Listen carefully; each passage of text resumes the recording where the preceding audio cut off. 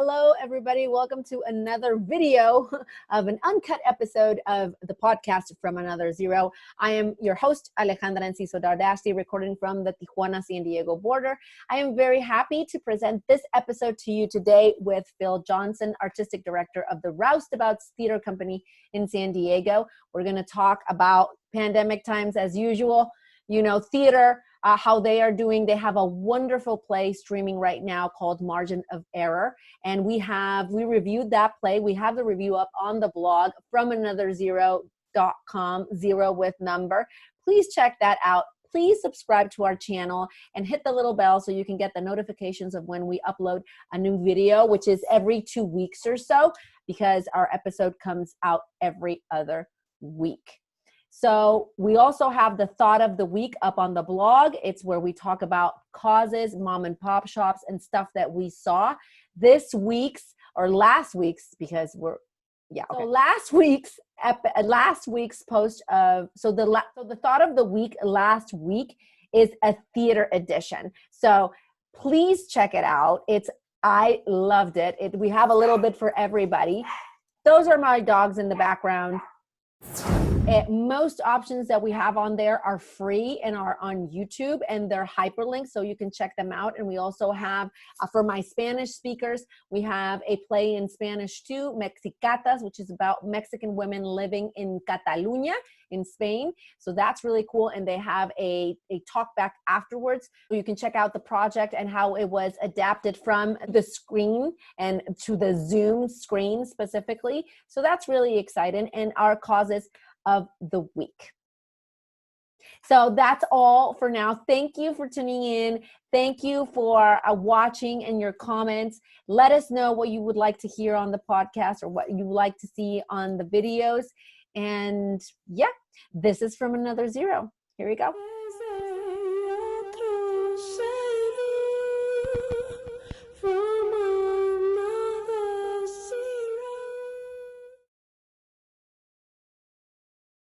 Hello, welcome to From Another Zero. Phil, thank you so much for joining me and, saying yes to the invitation.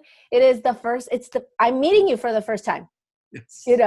Virtually, electronically, I don't even know how to say it, because virtual, I feel that we have to be like avatars and be blue or something. I don't know. That's right. You're the artistic director of the Roustabouts Theatre Company in San Diego. That's right. Welcome, We've welcome. been busy for about 4 years now. Yes, tell me all about it. How did this start? I mean, San Diego, for people that don't know or that are not here, it has a big cultural movement. Theater is one of them. There's various local theater companies. So yeah, if you can tell us how you became part of that mix. Sure. I'm an actor and a writer here in San Diego. I'm originally from Chicago. But here, California is such a fertile ground for so many things. I've always been writing plays and then putting them up as a producer as well. So when I had done that several times, the idea came up to just start a theater company. Mm-hmm. So about 4 years ago, we started, and we're actually right now showing the play. We're streaming because of, COVID is making everything new and different. Yes. We're streaming a play that we put up 4 years ago called Margin of Error, which is kind of a really exciting 4-person play that's very powerful people making very difficult decisions and putting themselves in danger. So it's kind of thrilling, but that's our offering right now. Mm-hmm. Let me tell you, you're going to be happy to hear this. I got the invitation. I was very happy about that, to review Margin of Error now that it's online for the blog. So check it out, people, FromAnotherZero.com, zero with number. We have it up there. And it was so wonderful and refreshing to see a show that was not a bunch of Zoom squares. I mean, I understand that we have to work with what we've got, and I will continue with the Zooms, but this was nice, refreshing. The lighting was just, because the lighting gave you, I mean, obviously I'm not going to give it away so you all can see it. You have until August 23rd to see it. But the lighting was, it gave you this, what's going to happen next kind of thing, and My husband's not a theater person. He likes to go to theater and shows, but now with the computers, the screens, he's been like, oh God, no. No. And then sometimes he would say like, oh, like he has this impression that you have to, old school, I feel, that you are traditional, where you have to have very heavy makeup and like big hair and to be on screen and, you know, portray something or, you know, get somebody else to feel something. And I begged him to watch the show with me because he wouldn't watch anything. Oh my God. I even did like an Insta story of him. He was so intrigued, like his nose to the screen. He was so angry about what was happening. And he was like, no.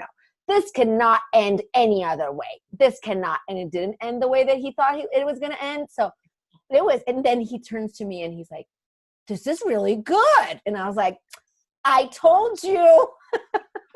So it's not because I'm interviewing you right now and you're on the episode of my podcast. It's because it was good.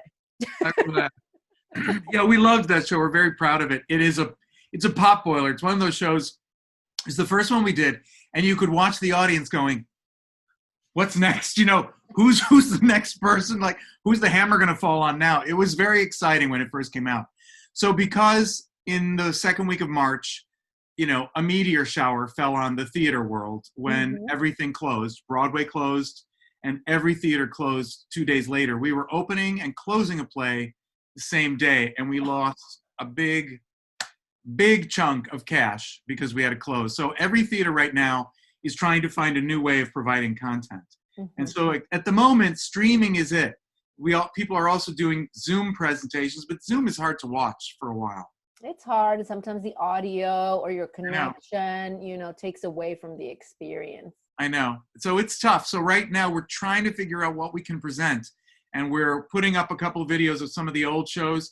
And I'm about to do 2 solo one-man shows back to back in September. I'm going to be playing Theodore Roosevelt. And then another play that's going up is called No Way Back by a writer named Miss Saigon, about a young girl, 6 till 9, escaping from Iran during the revolution. So both of those plays are pretty thrilling, pretty exciting. So we're planning this to be the same way, or how are we planning to get that? It'll be very similar. Very similar to how that is, but it will be filmed specifically to put out to stream online, where that was filmed just by accident. Exactly. And we had it, so we showed it.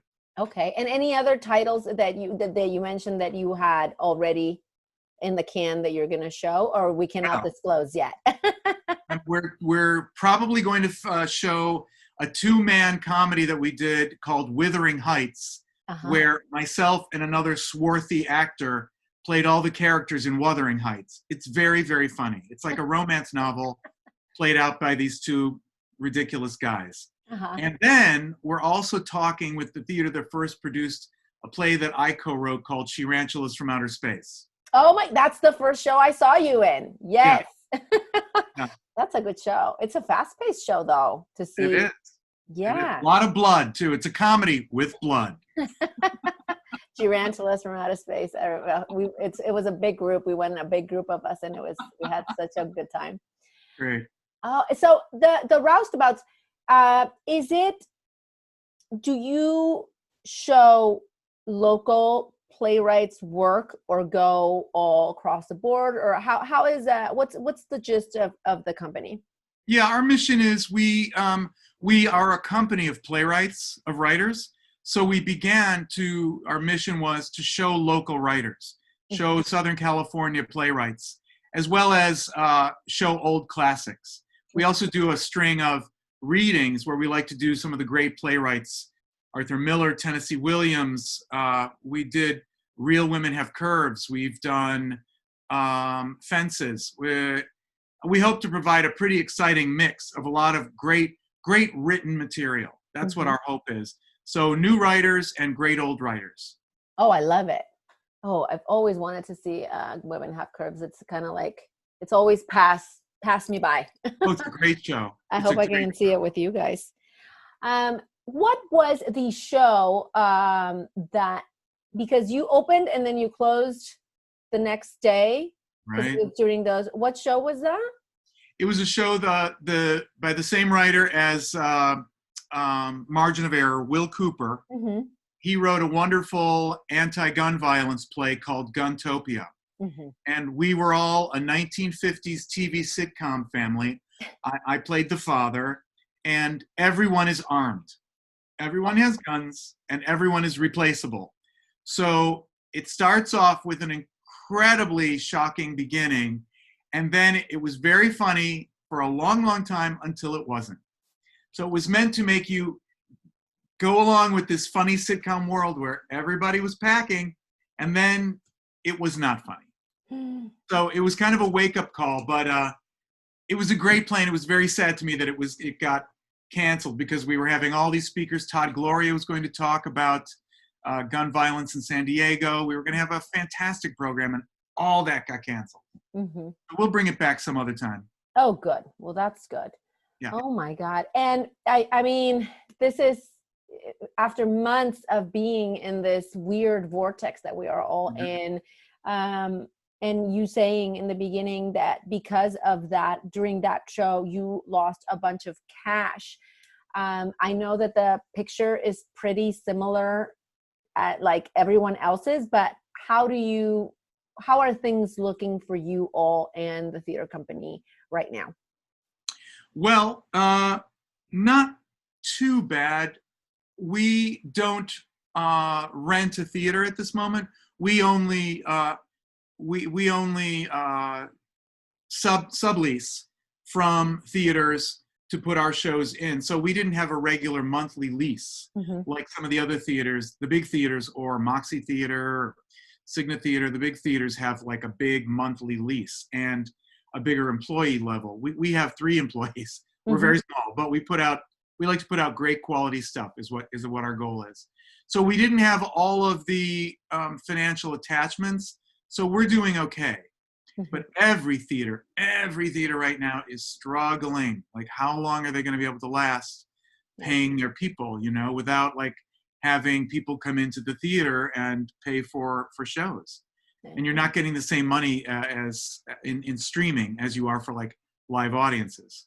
Yeah, that was my next question. Being that was your first show and a lot of people saw it live, how was the response now streaming and that it wasn't a Zoom play? Well, the response has been fantastic.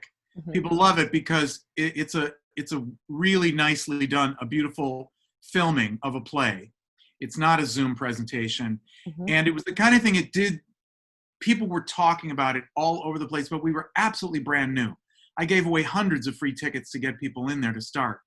But it did so well critically, and people were always talking about it, and they hated that they missed it. So now people are seeing it the second time.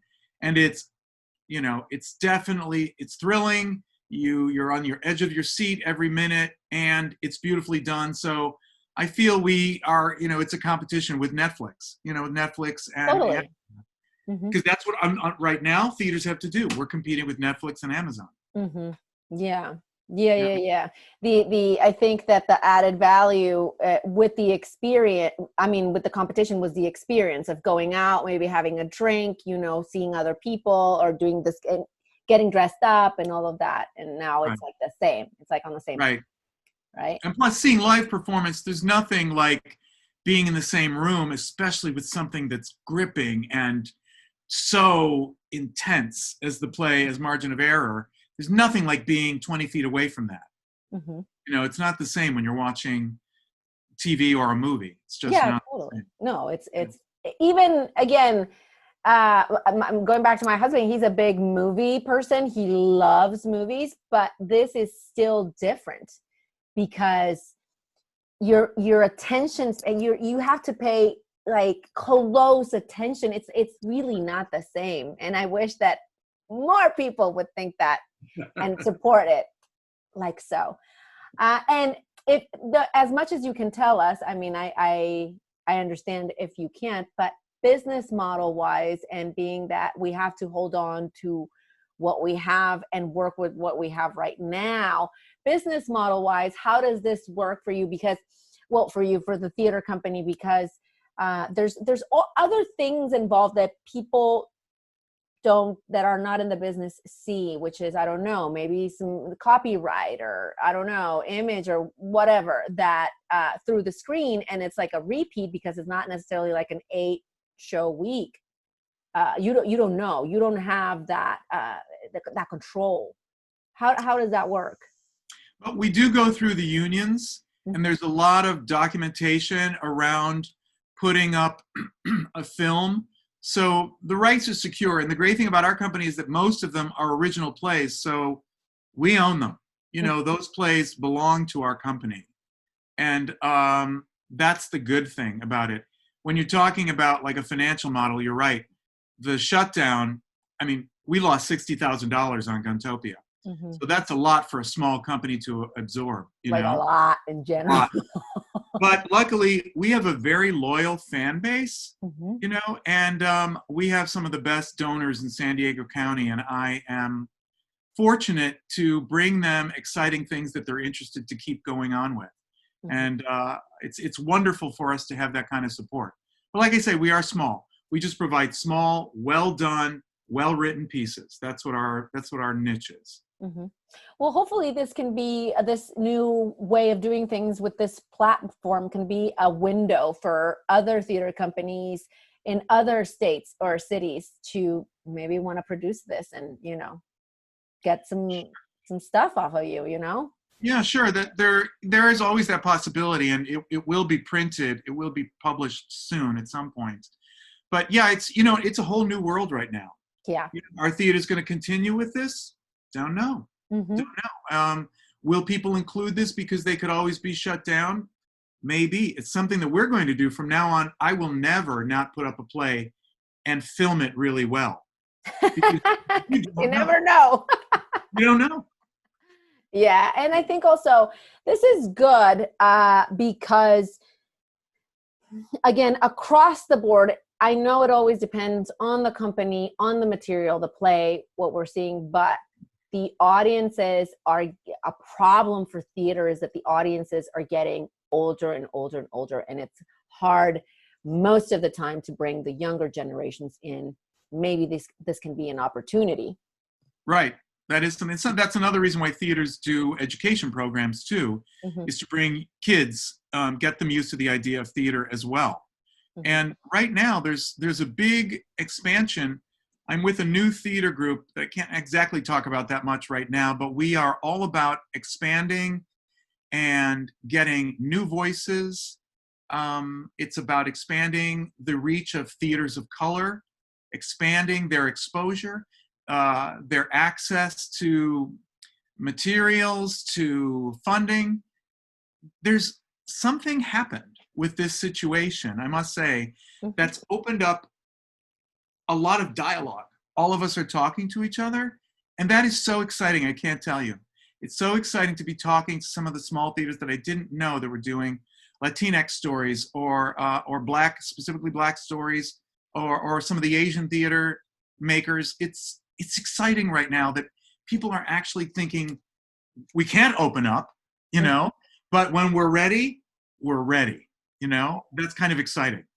Yeah, and it's also something that it's good that it's happening because it's been like a long time coming also. Like me, as you know, we were talking before the recording, you see it and you're like, why isn't this happening? So if pandemic brought it, then, you know, welcome, because it's time. It's been time for a while. So that's good. Yeah. Especially in San Diego, that's a border, you know, city that overlooks two countries. It's like, you know.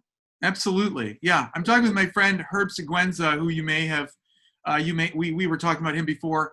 He's at the San Diego Rep, and he's an actor and a writer. He puts up Latinx stories, comedies all the time. He's such an ambassador for San Diego theater. And he's part of our, the theater group that we're talking about. So it's just a matter of constantly just pushing it forward, you know? And that's the exciting time that it's actually happening. So I'm thrilled about it. Oh, I'm so glad because, we need different voices of different groups and not just have one rep of different groups. Because I also see that with Herb. I've also been following his work, like other, famous people, because he's famous. He's famous, and he's been working for a long time with his troupe, with Culture Clash, right? But yeah, I see a lot of Mexican specifically content out there, and I'm like, as a Mexican person, because they are from El Salvador, I would want to see more stuff from El Salvador too, representation. I would love that, but we can do another episode of that. I know, you can talk about it forever. It's exciting. I love it. Talk about it forever. Yes. Yeah. And that's the beauty of this, people. That is the beauty of it with theater. So now that you brought that up, here in the show, the title is From Another Zero. And we ask, the title is From Another Zero, and we ask guests what their other zero is. Alejandra, I don't get it. A lot of people, listeners, everybody. So it's a reset, a restart, but it just can't be from zero because it now has your experience, your essence in it. So it just can't be just a random zero right there. No, it's another zero. So what have been your other zeros, Bill? Well, I love that you've brought up this subject because, again, like I was saying, this group that I'm working on forming right now wouldn't have happened if it wasn't for COVID and Black Lives Matter. Something about those two catastrophes happening together and the economy and everyone being in the same boat has fostered this amazing cooperation in the San Diego theater community that's going to just bust out with new viewpoints and presentations for the public about eye-opening stuff between cultures. It's such an exciting place. And I will tell you personally, the wonderful gift that I get, and this is, I think, from my other zero, I literally learn every single day. I learn more about other people's and other lives, other stories. It is the strange gift from this time, from quarantine, to me personally. I don't think we would have got there if it wasn't for all of these things coming together. Very few people can say that there are gifts, but you want to find the good in every, the learning in every situation, don't you? Totally. And at this time, you can, in Spanish, we always say, lánzame una agujeta, like give me a shoelace that I can hold on to, and we need all the shoelaces we can find right now because it's not a rope, a rope is too much. I just throw me a shoelace. A shoelace, I like that. Just a shoelace. So I think, and it's hard. It's hard being, cooped up and with the screen all the time and the fatigue and all the other things that are happening, money-wise and job-wise and all that. So it's good that we get a reminder. And I think it's important in this moment to look for what can I learn from this situation? What's the positive in so many negatives, What can I learn from this? Right. Yeah, exactly. And with that, we also are trying to do our part as much as we can, because we also